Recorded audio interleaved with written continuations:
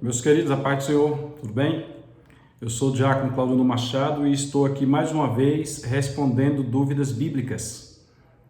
Nós, na congregação Getsemane, onde eu congrego a igreja local, dirigida ali pelo pastor Marco Mariano Batista, de Andrade Batista, nós encerramos alguns estudos escatológicos e começamos com a igreja.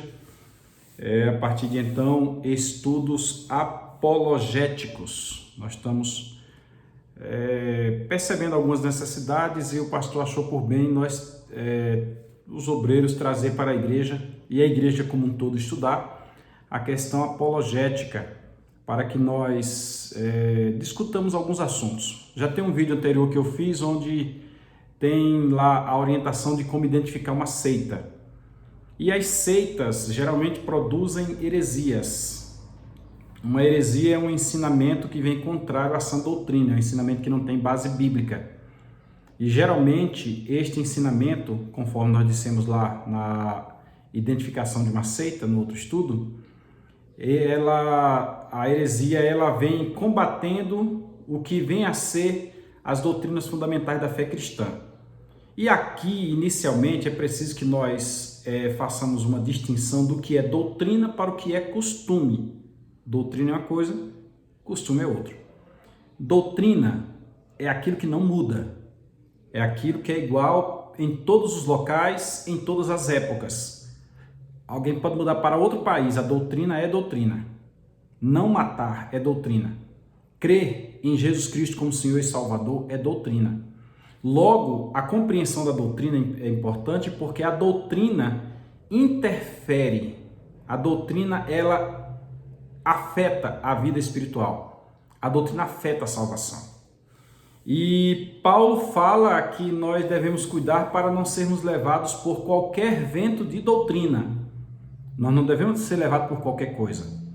Jesus em algum momento disse que os fariseus eram hipócritas porque eles não entravam e não deixava os outros entrar. Então nós temos que há pessoas que usam de costumes como se fossem doutrinas para afetar a consciência de alguém, para induzir alguém a algo que é desnecessário, porque basta ler a Bíblia Sagrada. Pois bem, hoje a dúvida que é levantada é o porquê ou não do uso do véu nos dias atuais na igreja. Isto porque há igrejas que fazem uso do véu. Nós queremos tão somente comentar a esse respeito, respeitando as igrejas que fazem uso do véu, porque nós sabemos que se faz parte do estatuto daquela igreja, se os membros daquela igreja aceitam, se a sua liderança ensina, diz a Bíblia que onde não há lei, não há transgressão. Quem está lá e não usa o véu, acabou tendo uma transgressão. Agora, quem não quer viver debaixo desse jugo e interpreta a Bíblia Sagrada, também não há punição e é algo que não afeta a salvação, haja vista não ser algo doutrinário biblicamente falando, é algo costumeiro. Costume é feito de uma forma aqui, é feito de uma forma ali. No costume eu posso colocar aqui os homens para sentar à direita, mas naquela igreja os homens podem sentar à esquerda e naquela outra podem sentar juntos, homens e mulheres. Isto é costume, não afeta a salvação, é interessante que se diga. Agora, o véu ele precisa ser compreendido dentro do seu contexto, dentro do seu parâmetro. A primeira coisa que nós vamos lembrar é que nós estamos num país ocidental. E no Ocidente, até pela nossa cultura, nós não temos o costume do uso do véu. Porque é bom que se diga que o véu não era usado somente no templo. O véu não era usado somente para fins rituais, para fins cerimoniais, realização de culto, litúrgico, é a palavra que eu estava procurando. O véu é utilizado nos países orientais de forma natural. O véu ele está muito ligado ao fator puberdade. Uma moça chega na puberdade, ela já começa a usar alguma coisa no cabelo para que saibam que ela está na puberdade. E depois que alguém casa, como é cultural, desculpa, a mulher usa o véu para que saibam que ela é uma mulher casada. No Brasil usa-se aliança, em algum país ocidental usa-se o véu.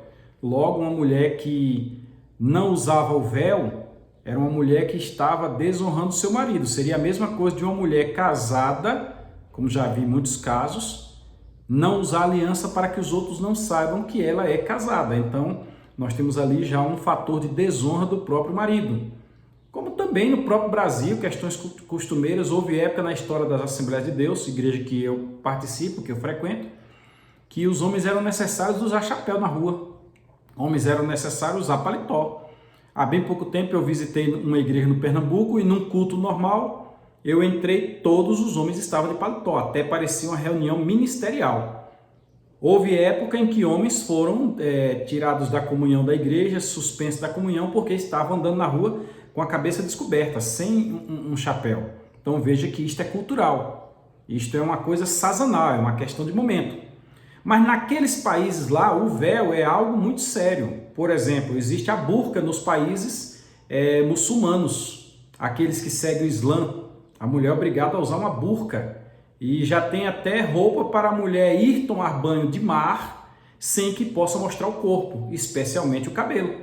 Então a mulher usa tudo coberto e fica somente a fresta dos olhos e buraquinhos onde ela possa respirar e possa ouvir-se o som da sua voz, aparecendo somente as mãos. Então nós precisamos entender o véu como algo cultural, algo de uma determinada região.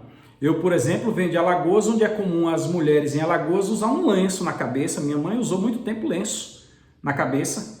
A mulher marra aqui e pronto, ali, tá tranquilo, vai para a feira, volta, carrega a lata d'água na cabeça. E isso não tem a ver com religião. Nós temos que, na discussão desse assunto do Brasil, a própria Igreja Católica já criou suas bulas. Me parece que em 1917, 1914, eles já discutiram acerca do véu, do uso do véu lá na Igreja Católica, onde hoje quem quiser usar, pode usar, mas não é uma obrigação.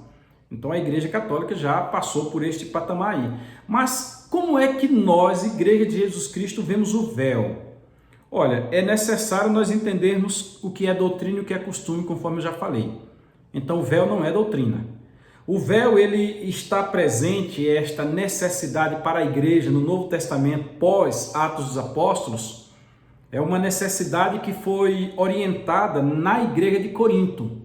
Na igreja de Corinto especificamente. Você não vê na igreja de Éfeso, de Esmirna, Sardes, Tiatira, você não vê na igreja de Antioquia, da Síria, da Pisia, de Icônia, de Listra, de Derbe, de Jerusalém. Você não vê esta obrigação. Agora, por que na igreja de Corinto? A questão é que a cidade de Corinto, ela tinha, historicamente falando, ela tinha uma cultura que misturava o que é promíscuo com o que é sagrado, ou seja, elas tinham cultos à prostituição ou prostituições cultuais, a deusa Afrodite, a outros deuses. Tinha um local em Corinto chamado de Acrocorinto, um planalto. E Corinto vinham muitas embarcações que paravam ali, que aportavam ali. E os homens vinham nas embarcações sedentos por sexo e subiam até a Acrocorinto. E lá na Acrocorinto eles faziam duas coisas ao mesmo tempo. Se saciavam e ainda serviam a um deus. Lá tinham prostitutos e prostitutas cultuais. E como é que distingue uma coisa da outra? Porque tem um ditado popular que diz que o hábito faz o monge. A depender da roupa que a pessoa tiver, é o que aquela pessoa é. Lá, as mulheres raspavam o cabelo. As prostitutas eram identificadas como prostituta e era algo comum na sociedade. Elas andavam, não se escondendo, mas andavam abertamente porque tinham orgulho daquilo que faziam e eram das mais abastadas. Eram das que mais ganhavam dinheiro, eram das que mais movimentavam a economia daqueles dias. Elas andavam de cabeça raspada. Então, quando alguém via, já sabia, ali é uma prostituta. E se ela é uma prostituta, a pessoa praticamente tinha um sinal verde para dar uma cantada. A pessoa praticamente tinha um sinal verde para poder fazer um gracejo e aí por diante. Diferente daquela que não era prostituta, que era casada, que tinha um perfil diferente também. O costume era usar o véu. O costume era ter o cabelo comprido naquela região lá em Corinto. Corinto é interessante que Paulo discute sobre muita coisa. Discute sobre joias, Paulo discute sobre os dons espirituais, Paulo discute sobre a Santa Ceia, mas discute também sobre essa questão do véu, que, diga-se de passagem, ele discutiu só na primeira carta. Eu anotei aqui, primeira carta aos Coríntios, capítulo 11, versículos 5, 6 e 15 do capítulo 11. Depois Paulo volta a falar de véu na segunda carta aos Coríntios, no capítulo 3. Ele trata nos versículos de 13 a 16, todavia não falando mais o véu das mulheres, falando o véu de Moisés. Quando Moisés desceu do monte, o pessoal botou um véu no rosto dele, porque o seu rosto resplandecia. Só que voltando para a primeira carta aos Coríntios, capítulo 11, ou seja, o véu das mulheres, existe um porquê de Paulo exigir para aquela igreja local o costume do uso do véu. É porque as mulheres cristãs precisavam se distinguir das mulheres que eram prostitutas. Somente isso. Sabe quando a Bíblia manda a gente fugir do mal e da aparência do mal? Sabe quando alguém diz por aí que não está na Bíblia, veja aí a live, não está escrito na Bíblia? Diga-me com quem tu andas que eu direi quem tu és. É neste sentido. A depender da roupa que a pessoa estava, alguém julgava. Esta é uma mulher casada ou esta é uma prostituta. Na igreja de Corinto, naquela cidade exclusiva, não está em Roma, não está em nenhum outro local, está só em Corinto por causa da questão do apelo sexual que tinha, conforme eu já disse.